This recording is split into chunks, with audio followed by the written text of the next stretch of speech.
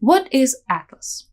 The Atlas Cloud Database is our fully managed database built for a wide range of applications with MongoDB at its core. In this course, we look at how Atlas helps you visualize, analyze, export, and build applications with your data. But there's much more to Atlas, which we can help you explore in other courses. It has many different services and tools available within it, all of which use MongoDB database for data storage and retrieval. In this course, we will use Atlas to set up your database in the cloud. Atlas users can deploy clusters, which are groups of servers that store your data.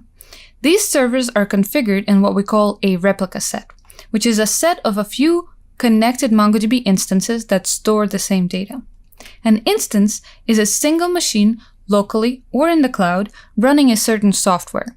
In this case, it is the MongoDB database being run in the cloud. This setup ensures that if something happens to one of the machines in the replica set, the data will remain intact and available for use by the application via the remaining working members of the replica set. So every time that you make changes to a document or a collection, redundant copies of that data are stored within the replica set. When you deploy your cluster for this course, it will automatically be configured as a replica set. While you don't need expert knowledge of clusters and replica sets to get started with MongoDB, I wanted to give you a brief overview of them so that you can navigate Atlas, our documentation, and other courses with ease. Atlas manages the details of creating clusters for you, which simplifies the operational overhead of running and maintaining a database deployment. This includes deployment across cloud providers and regions of your choosing. Atlas is also a great way to experiment with new MongoDB tools and features, which is why we chose it for this course.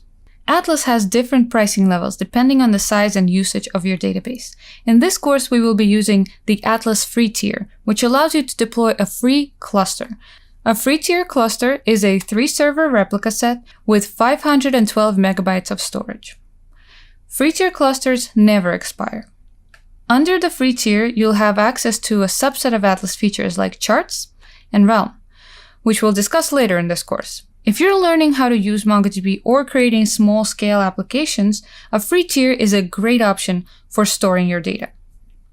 If you want to learn how to deploy, configure, and maintain database servers locally, independent of the cloud and cloud providers, we highly recommend that you take the M103 Basic MongoDB Administration course on MongoDB University as your next step. In this lesson, we introduced terms like clusters, which are a group of servers that store your data, and replica sets, which are a set of a few connected MongoDB instances that store the same data.